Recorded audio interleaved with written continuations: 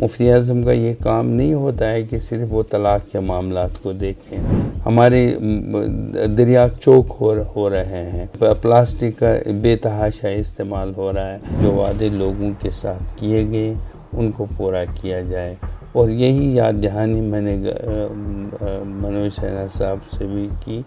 کچھ خواب دکھائے گئے لوگوں کو تو وہ خواب بھی پورے نہیں اب تک ہوئے. آداب، آپ دیکھ رہے ہیں آواز دی وائس اور میں ہوں آپ کے ساتھ یاسمین خان. اگر ہم اسلام کی بات کریں تو کئی سارے سوالات ابھی اسلام کو لے کے کھڑا ہو رہے ہیں. اب اصل میں اسلام کیا ہے اور اسلام کیا ہمیں سکھاتا ہے وہ آج ہم جانیں گے گرینڈ مفتی ناصر الاسلام سے. سر، آپ کا بہت بہت شکریہ، آپ نے اپنا وقت دیا. بہت بہت شکریہ آپ کا بھی، آپ یہاں تشریف لائیں. جی سر، کئی سارے سوالات ہیں لیکن شروع میں کرنا چاہوں گی اس سوال سے جو ابھی ٹرینڈنگ ہے کہ ایک ماڈرنٹی کا وقت ہے اور اسلام ہے. تو ماڈرنٹی کے زمانے میں اسلام کو ایک ساتھ کیسے لے کر چل سکتی ہے، کیسے اس بیلنس کو کریٹ کرنا چاہیے خاص کر ہمارے ینگسٹرز کو لے کے؟ دیکھیے، اگر زندگی کو اسلامی طریقے سے گزارا جائے اور جو اسلام نے کہا ہے، رہبانیت کا دعویٰ اسلام نے کبھی نہیں کیا ہے کہ آپ جنگلوں میں بیٹھیے، آپ کسی جگہ گوشے نشینی کا اختیار کر لیجیے. ایسا کوئی نہیں، ایسی کوئی بات اسلام کی جانب سے نہیں ہوئی ہے. بلکہ اسلام یہ چاہتا ہے کہ آپ اسلامی شعائر کے مطابق، اسلامی پرسپیکٹیو کے مطابق اپنی زندگی بسر کریں اور لوگوں کے ساتھ تعلق بنائے رکھیں اور کسی کو آپ ہرٹ نہ کریں، تکلیف نہ دیں. یہی اسلام کا بنیادی پیغام ہے. جی، اکثر دفعہ لوگ یہ کہتے ہیں کہ وہ دین اور دنیا کے بیچ بیلنس نہیں قائم کر پا رہے ہیں. تو کیا وجوہات ہیں اور کس طرح سے اس کو بہتر اور ایزی بنایا جا سکتا ہے؟ یہ اصل میں کچھ ایسے لوگ ہیں جو ہمیشہ کسی چیز کو اپنے نظریے سے دیکھتے ہیں. ان کا نظریہ جو ہوتا ہے وہ دراصل ان کے علم کی عکاسی کرتا ہے. وہ نقطۂ انجماد سے ان کا علم شروع ہو کے اسی پہ ختم ہوتا ہے. وہ لوگ بیلنس نہیں کر پاتے ہیں. بنیادی طور پہ اسلام کو سمجھنے اور سمجھانے کی ضرورت ہے. وہ اس میں ناکام ہوتے ہیں اور اپنی تعویلات اسلام کے بارے میں نکالتے ہیں. جو چیز ان کو اچھی لگتی ہیں اس کو سامنے لاتے ہیں، جو بری لگتی ہیں اور اس کو چھپاتے ہیں. جی، سوشل میڈیا کی بات کریں یا انسٹنٹ انفارمیشن جو لوگوں کو ملتی ہے، تو ایز این مفتی آپ کا جو رول ہے کہیں نہ کہیں کیا اس سے امپیکٹ ہو گیا ہے؟ بیکاز کئی سارے انفلوئنسرز ہیں جو اپنا ویو پوائنٹ سوشل میڈیا پہ ڈال رہے ہیں، تو کیا وہاں پہ کوئی فیکٹ چیک کرنے کی ضرورت ہے؟ ہر چیز کی سچائی کو جاننے کی ضرورت ہے. جو بھی مسئلہ ہو، جس انسان کی طرف سے جو مسئلہ سامنے آتا ہے یا جس پہ وہ اپنی رائے زنی کرتا ہے، اس کی تحقیق اور اس کے گہرائی میں جانے کی ضرورت ہوتی ہے. اور تب جا کے آپ کو سچائی کا اندازہ لگا سکتے ہیں اور تب جا کے آپ سچ کو ڈھونڈ نکال سکتے ہیں کہ حقیقت کیا ہے. اور اس حقیقت کے جاننے کے لیے اس کی گہرائی تک جانے کی ضرورت ہوتی ہے. جی، ماڈرن اسلام ایک ورڈ آج کل یوز کیا جاتا ہے، تو کیا یہ اپروپریٹ ہے؟ کیا ہے ماڈرن اسلام؟ ماڈرن اسلام تو یہ ایک اصطلاح ہے اور اسلام تو 1400 سال پہلے کا مذہب ہے، بلکہ حضرت آدم کے زمانے سے یہ چلا آ رہا ہے. اور اس کی تجدیدیت جو ہوئی ہے اور رسول اللہ صلی اللہ علیہ وسلم کی دور رسالت سے ہوئی ہے. اور اسلام تو ماڈرن ہے. اسلام میں بیٹیوں کے لیے شریعت نے وراثت کا فیصلہ کر دیا ہے. عورت کے حقوق کی نشاندہی فرمائی ہے، مرد کے حقوق کی نشاندہی فرمائی ہے. اور اگر طلاق کے معاملات ہیں ان کو نپٹایا ہے اور خلا کے معاملات کو طے کر دیا ہے. یہ سب چیزیں ہیں، لیکن میں نہیں سمجھتا ہوں یہ ان لوگوں کی باتیں ہیں جو اصل میں دین سے بے خبر ہے اور دین کو بدنام کرنا چاہتے، اسلام کو بدنام کرنا چاہتے ہیں۔ جی، بہت ساری لڑکیاں کشمیر میں بزنس میں بھی انوالوڈ ہیں، جی، انہوں نے اپنا کلودنگ بزنس سٹارٹ کیا ہے، بوٹیک سٹارٹ کیے ہے، جی، مطلب اب وہ ایز بزنس ویمن کام کر رہے ہیں، تو جی۔ کیا اسلام میں عورتوں کو بزنس کرنے کی اجازت ہے؟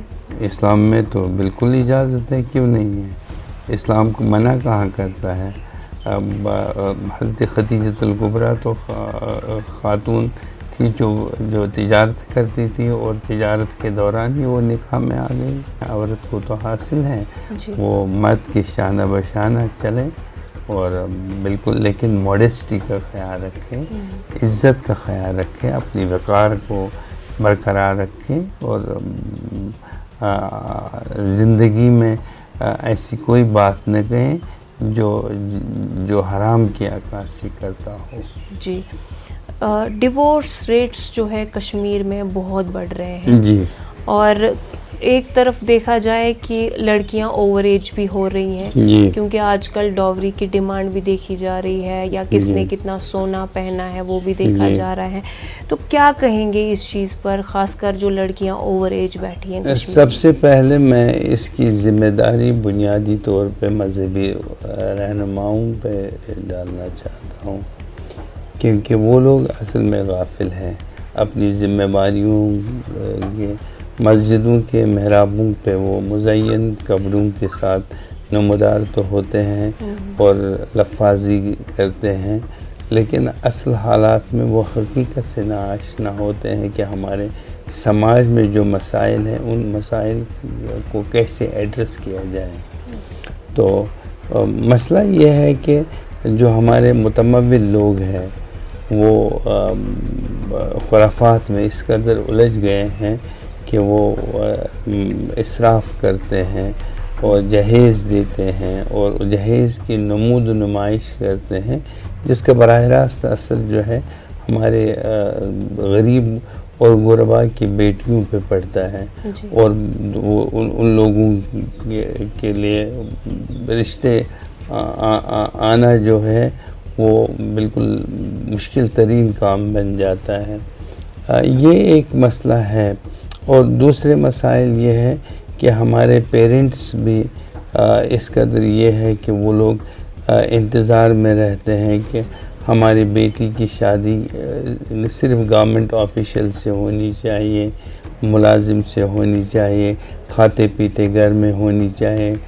یہ بات صحیح ہے، انتخاب کرنا اور دیکھنا درست ہے، لیکن اس انتخاب کی آڑ میں وہ کہیں وہ وقت ان سے نہ نکل جائے اس کا خیال وہ نہیں رکھتے ہیں۔ جی، تو میرے خیال میں اس کی طرح ان کو توجہ دینی چاہیے، اور باقی جو ہمارے علماء حضرات ہیں ان کو مسجدوں پہ ان سوشل ایشوز کو موضوع بحث بنانا چاہیے، لوگوں کو ان چیزوں کی طرف توجہ دینی چاہیے کہ اسراف کی گنجائش اسلام میں نہیں ہے، اور اسلام اس کی نفی کرتا ہے، بلکہ سادگی کے ساتھ نمود و نمائش کے بغیر شادیوں کے منعقد کیے جانے پہ ہی زور دیتا ہے۔ جی، جیسے سید کاسٹ ہے تو سید کاسٹ کے لوگ اکثر سید کاسٹ کی لڑکیوں سے ہی شادی کرتے ہیں، تو کیا اسلام میں یہ لکھا ہے کہیں پہ کہ اگر آپ سید ہیں تو آپ کی جو بہو آئے گی وہ سید خاندان سے ہی ہوگی؟ لیکن یہ ایک فقہی معاملہ ہے،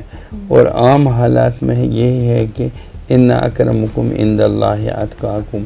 اگر سید وہ سید نہیں ہے، مان لیجئے کہ ایک سید چور ہے اور یا پھر وہ ڈرگز کا استعمال کرتا ہے، تو پھر بھی اس کو سید ہم کہیں گے؟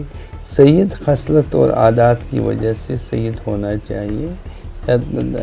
اور میرے خیال میں یہ کفو کا مسئلہ آپ نے چھیڑ دیا، یہ اس وقت موضوع بحث یہ مسئلہ نہیں لایا جا سکتا ہے۔ میں سمجھتا ہوں کہ صرف اسلام نے جو معیار مقرر کیا ہے ان اکرمکم عند اللہ اتقاکم، محض یہاں ایسے بھی لوگ ہیں جو اپنی ذات کے ساتھ سید جوڑتے ہیں، ہوتے تو نہیں ہیں وہ، لیکن پھر بھی لکھتے ہیں سادات کے ساتھ اپنے آپ کو منسلک کرتے ہیں. کوئی کچھ لکھتا ہے، کوئی کچھ لکھتا ہے. کئی سارے نکاح آپ نے پڑھوائے ہوں گے، تو نکاح کی اگر ہم بات کریں، اصالتاً نکاح میں آج کل ہم دیکھ رہے ہیں کہ ایک وہ پھولوں کی چادر ہوتی ہے، یہاں سے دولہا یہاں سے دلہن ہوتی ہے، تو کیا وہ اسلام میں الاؤڈ ہے؟ نہیں، ایسی کوئی بات نہیں ہے. میرے خیال میں یہ خرافات ہے ان چیزوں پہ. یہ محض ایک پیسہ خرچ کرنے کا، نمود و نمائش کا ایک ان چیزوں کو ذریعہ بنایا گیا ہے، اور اس سے وبال جان اس میرج کو بنایا گیا ہے. اور جو غریب لوگ اس کی استطاعت نہیں رکھتے ہیں ان کے لیے یہ وبال جان ہے. یہ وہ تقلید کرتے ہیں اس چیز کی جو شریعت نے جس چیز کی اجازت نہیں دے دی ہے. ڈف بجانا یہ شریعت میں تھا. آج کل وہ ڈی جی کیا بولتے ہیں آپ اس کو، ڈی جی کا اہتمام کرتے ہیں. پھر وہ مہندی کے لیے، پہلے وہ مہندی کے لیے وہ لڑکیاں آتی تھی ہیں، اور یہ سب یہ رسوم ہیں. یہ ڈراماؤں کی تقلید ہے، پاکستان کے ڈراماؤں کی تقلید ہے، ہندوستانی ڈراماؤں کی تقلید ہے.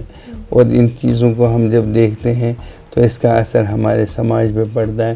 لیکن جو اب متمول لوگ، جو لوگ یہ کرتے ہیں، ان کو یہ احساس نہیں ہوتا ہے کہ اس کا اثر جو غریب غربا اور مساکین کی بیٹیوں پہ کیا پڑے گا. وہ اس کی طرح بالکل بے خبر اور لاپرواہ ہوتے ہیں.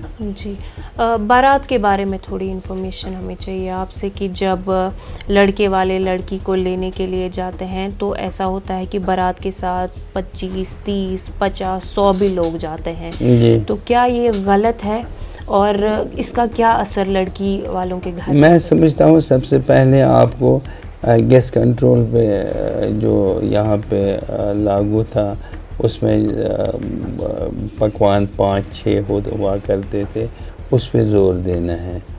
تو پکوان صرف 5 اور 6 ہونے چاہیے، تاکہ غریب لوگ بھی اس کی تقلید کر سکیں، اس پہ چل سکیں اور اس کو اپنا سکیں. ورنہ میں سمجھتا ہوں کہ ایک غریب انسان جو ہے اپنی بیٹی کی شادی جب کرتا ہے تو اس کو 100 لوگوں کے لیے 700 کلو گوشت، 500 کلو گوشت، 300 کلو گوشت کا استعمال کرنا پڑتا ہے. تو یہ آپ جانتے ہیں موجودہ وقت میں یہ ممکن نہیں ہے غریب کے لیے.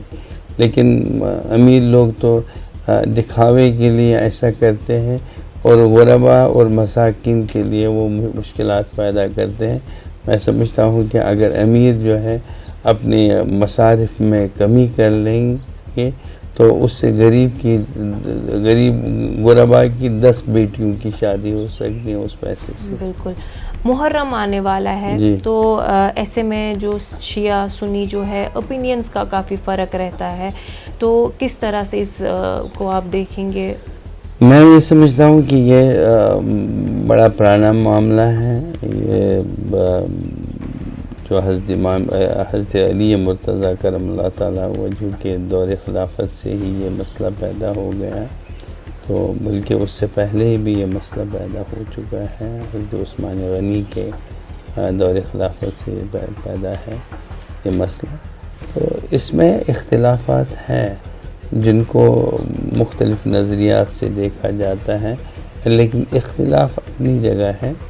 تو میرے خیال میں اگر اختلاف کی جگہ بجائے اتفاق پہ ہی زور دیا جائے، جن چیزوں کو ہم بھی مانتے ہیں، وہ بھی مانتے ہیں، وہ بھی ان کو تسلیم کرتے ہیں، ہم بھی تسلیم کرتے ہیں، ان چیزوں کو مانا جائے تو اختلاف پیدا نہ ہو جائے. اور دوسری بات یہ ہے، میں شیعہ حضرات سے یہی اپیل کرنا چاہتا ہوں کہ وہ کوئی ایسی حرکت نہ کریں جس کی وجہ سے اہل سنت والجماعت کے جذبات مجروح ہوں. اور اہل سنت والجماعت کے لوگوں سے بھی یہی میں اپیل کرنا چاہتا ہوں کہ وہ اپنے جذبات کو قابو میں رکھیں، کوئی ایسی بات حرکت نہ کریں جس سے شیعہ سنی کا مسئلہ پیدا ہو جائے. جی، جہاد ایک ایسا لفظ ہے جس میں پرائم ٹائم میں ٹی وی پہ ڈسکشن ہوتا ہے اور الگ الگ طریقے سے اس کو دیکھا جاتا ہے، تو صحیح بنیاد میں اگر جاننے کی کوشش کی جائے تو جہاد اصل میں ہے کیا؟ جہاد اصل میں اپنے آپ سے جنگ کرنا ہے، اپنے خواہشات پہ قابو کرنا ہے، اپنی جذبات پہ قابو کرنا ہے، وحشت اور دہشت کا استعمال نہیں کرنا ہے. تو یہی جہاد کا لفظی اور لغوی معنی ہیں. اور باقی جو لوگ جہاد کو یہ سمجھتے ہیں کہ ہم کسی غیر مسلم کو قتل کریں گے، وہ غلط ہے، اس کی کوئی بنیاد اسلام میں نہیں ہے. بلکہ اسلام نے پروٹیکشن جو دے دی ہے وہ غیر مسلموں کے لیے زیادہ ہے بنسبت اپنے لوگوں کے لیے. جی، ابھی حال ہی میں ہم نے دیکھا کہ آپ لیفٹیننٹ گورنر منوج سنہا سے بھی ملے اور چیف منسٹر عمر عبداللہ سے بھی ملے، تو کیا ایشوز تھے جو آپ نے ٹیک اپ کیا ان کے؟ دیکھیے، بہت سارے معاملات ہیں. میں ایک عوامی نمائندہ ہوں، جموں کشمیر کے لوگوں کا میں ان کی ایک آواز ہوں، اور ان کی باتیں مجھے گورنر صاحب سے میں نے پہلے سے عمر عبداللہ صاحب سے بھی یہ باتیں کی، اور بلکہ بار بار میں یہی کہوں گا کہ جو وعدے لوگوں کے ساتھ کیے گئے ان کو پورا کیا جائے. اور یہی یاد دہانی میں نے منوج سنہا صاحب سے بھی کی کہ لوگوں کے ساتھ جب ایبریگیشن اور یونین ٹیریٹری میں اس کو تبدیل کیا گیا، اس وقت کچھ خواب دکھائے گئے لوگوں کو، تو وہ خواب بھی پورے نہیں اب تک ہوئے. ان کی تکمیل ضرورت ہے، تکمیل کی ضرورت ہے، ان کو مکمل کرنے کی ضرورت ہے. لوگ یہاں پہ بے روزگاری بڑھ رہی ہے، انڈسٹریز برائے نام ہے ہی نہیں، بلکہ لوگ پریشان ہیں اور ڈپریشن کے شکار ہیں. ہم ڈرگس پہ بے قابو تو کرتے ہیں، لیکن اس کے خلاف آواز تو بلند کرتے ہیں، لیکن ڈرگس کے پیچھے کون سے عوامل کار فرما ہیں اس کی طرح ہم نہیں توجہ دیتے ہیں. بے روزگاری کی وجہ یہ ہے کہ یہاں پہ جو ڈرگس کی وجہ جو ہے یہ بھی ہے کہ یہاں پہ ایسے لوگ ہیں جو تعلیم یافتہ ہیں، ان کے پاس نوکریاں نہیں ہیں، وہ پریشان ہیں، ان کے پاس کوئی پیسہ کمانے کے وسائل نہیں ہیں، تو وہ پریشان ہوتے ہیں. جب گھر میں آتے ہیں تو وہ ڈپریشن کی شکار ہو جاتے ہیں، اور ڈپریشن سے بچنے کے لیے وہ اپنی جان دینے کے لیے تیار ہو جاتے ہیں. وہ ڈرگس کا استعمال کرتے ہیں. ڈرگ پیڈلر تو پیسہ کما کے ان کی زندگیوں کے ساتھ کھیلتا ہے، اور یہ لوگ اپنی زندگیوں کے ساتھ خود کھیلتے ہیں.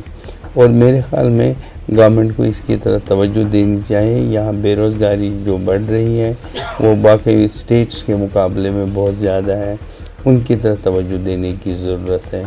اور دوسری بات جو ہے، آپ جانتے ہیں کہ ہمارے آبی وسائل ہیں.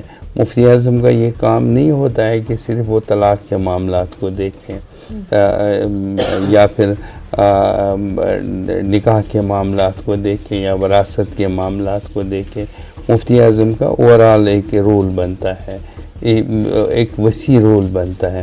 ہمارا انوائرمنٹ کے ساتھ بھی ہے. ہمارے دریا چوک ہو رہے ہیں، پلاسٹک کا بے تحاشا استعمال ہو رہا ہے. گزشتہ کہیں 20-30 سالوں سے جب سے یہ ملیٹنسی وغیرہ کا دورہ، ہم لوگ ان دنوں ڈل کا پانی استعمال کرتے تھے، جہلم کا پانی پیتے تھے. آج ہم اس سے وضو بھی نہیں کر پاتے ہیں. یہ اس قدر پلیوٹ ہو چکے ہیں دریا کہ وہ آدمی وہاں جانا پسند نہیں کرنا چاہتا ہے. اور آپ جانتے ہیں کہ اگر آپ ندی نالوں اور دریاؤں میں دیکھیں گے، جو گھر میں آپ کا سینیٹری کا جو پانی ہے وہ ان میں جاتا ہے، اور بالکل وہی پانی اس کے بعد دوبارہ ہمیں پلایا جاتا ہے. ہم یہ چاہتے ہیں کہ پہلے پلاسٹک کا استعمال نہ ہو، ندی نالوں اور جھیلوں کو بچایا جائے. آنچار تو ختم ہو چکا ہے. جھیل ڈل تقریباً 24 کلومیٹر مربع تھا، آج وہ 16-17 پہ آ چکا ہے. آنچار تو ختم ہو چکا ہے. ولر از اے ڈائنگ لیک. اب آپ کیا کون سے وسائل ہیں جو ہمارے پاس؟ سندھ کے نالے پہ کئی جگہوں پہ پاخانے بنے ہوئے ہیں جہاں سے جو گندگی جو ہوتی ہے وہ دریا میں چلی جاتی ہیں. یہی پانی ہمیں پلایا جاتا ہے. اور میں سمجھتا ہوں کہ گورنر صاحب کو، انتظامیہ کو اور چیف منسٹر کو اس کی طرف توجہ دینی چاہیے. یہ مسئلہ مشترکہ ہے ہمارا، یہ ہمارے قومی اثاثے ہیں، یہ اثاثے ہیں، یہ ان کے ساتھ ہمارا مستقبل ہے. اگر ہم ان کی طرف توجہ نہیں دیں گے پھر کس کی طرف توجہ دیں گے؟ یہ مسائل میں نے ڈسکس کیے. اور اس کے علاوہ ہم نے یہ بھی کیا، گورنر صاحب سے میں نے یہ بات بھی کی. میں نے کہا کہ آپ جانتے ہیں کہ 1990 میں کوئی سٹون پیلٹر تھا جو ڈاؤن ٹاؤن میں تھا. وہ اب 1990 کے بعد اس کی زندگی، اس وقت وہ تقریباً 14 سال 15 سال کا تھا، آج وہ 60 سال کا ہے تقریباً. تو آج وہ سٹون پیلٹنگ کی حالت میں نہیں ہے.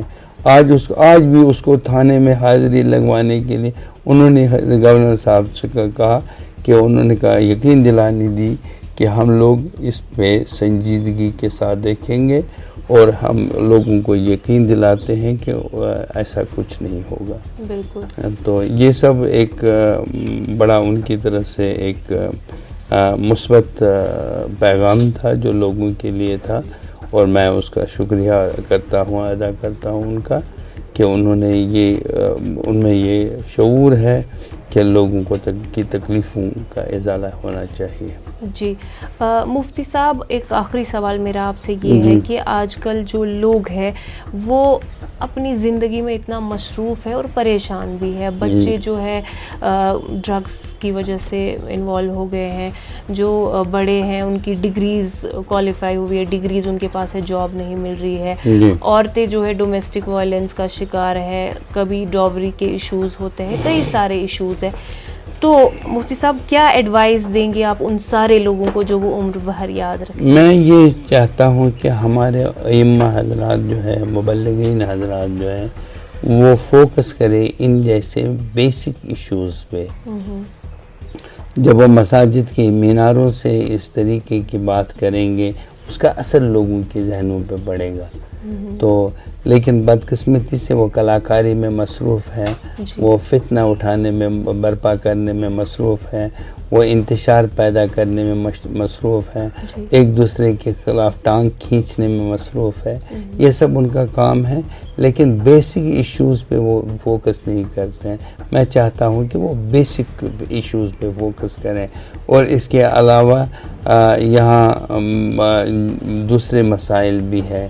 وہ مسئلے یہ ہیں کہ ہمارے جو محلہ کمیٹیاں ہیں جو وہ اصل میں مورل ڈیگریڈیشن کے حوالے سے بڑا رول ادا کر سکتے ہیں. مان لیجئے کہ لڑکیاں جو ہیں وہ اس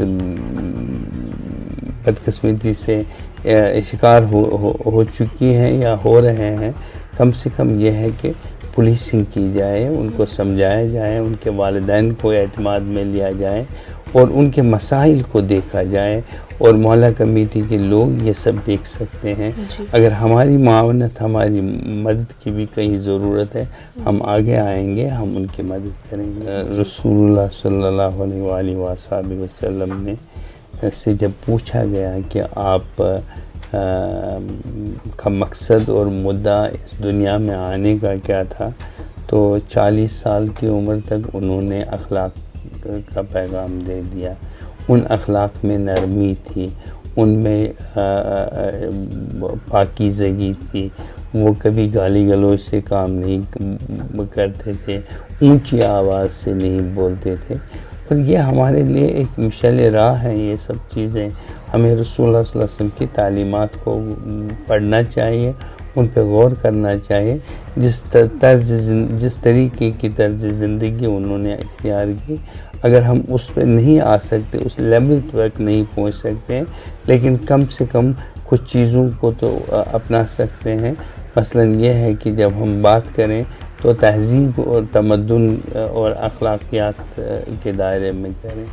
یہ سب باتیں ضروری ہیں. جی مفتی صاحب، میں جانتی ہوں کئی سارے لوگ یہاں پہ اپنے مسئلے لے کے آئے ہیں، انتظار کر رہے ہیں آپ کا، بٹ آپ نے اپنا قیمتی وقت ہمیں دیا، اس کے لیے بہت بہت شکریہ. بہت بہت شکریہ آپ کا. آپ تشریف لائیں اور آئندہ بھی آتے رہیے اور گفتگو کرتے رہیں گے انشاءاللہ. انشاءاللہ.